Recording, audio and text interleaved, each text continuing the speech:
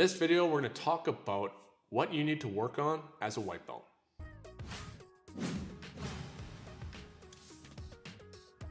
Guard retention, guard passing, guard sweeping, positional control, looking to escape from negative positions, taking the back. We usually label back control as its own thing because it's just like, it's really in depth, and it's a more important skill to have, I think, at first, is knowing how to control the back rather than, say, controlling mount super effectively or side control. And then the only submission that we actually teach within our fundamentals program is the rear naked choke, because it is the best submission. It is a submission that you see the most at the highest level. It is a submission that you see the most in mixed martial arts as well, but it is also safe.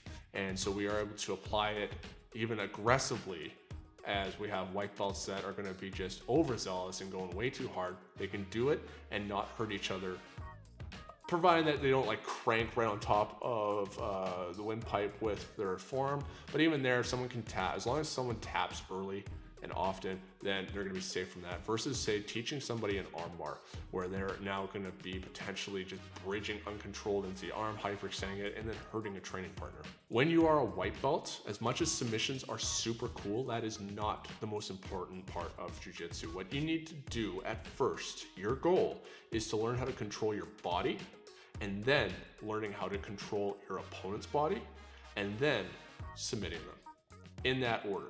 So you need to learn fundamental movements that you're able to move around and not hurt yourself and not hurt your training partner by falling over like an idiot. And you're going to learn that through practicing your guard passes and your top control, and practicing your guard retention and stuff, so that you're able to move yourself in proper alignments, that you're going to be able to keep yourself safe, and you're going to be able to maximize your ability to use techniques to their fullest potential. Then the tricky part and the fun part of Brazilian Jiu Jitsu is learning how to control somebody else.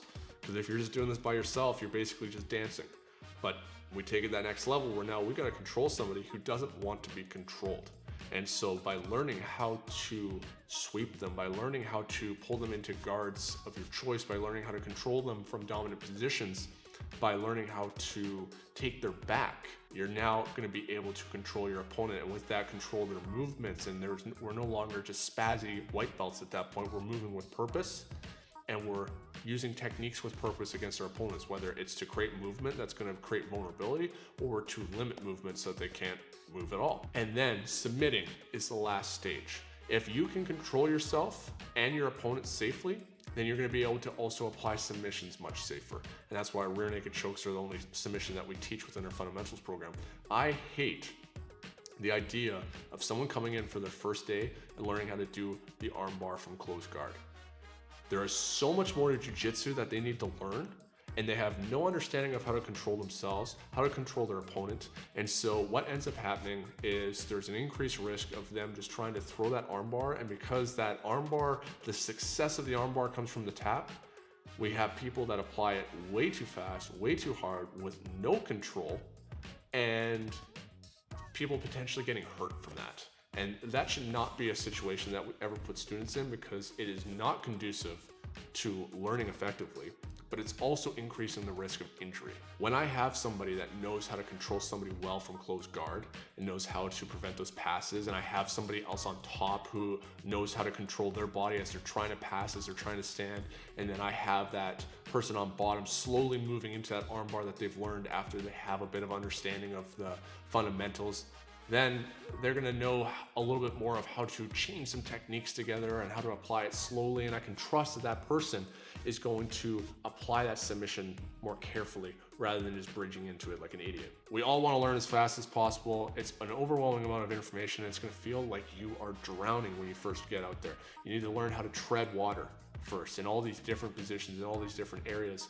And as you get more and more comfortable with that, you can start to get better and better and build upon those skills. Do not just go chasing down a YouTube rabbit hole and looking for all the sickest submissions and ways that you can trick your partners so that you can get wacky submissions. Like, that stuff's fun. You're going to do it anyway. I did it as well.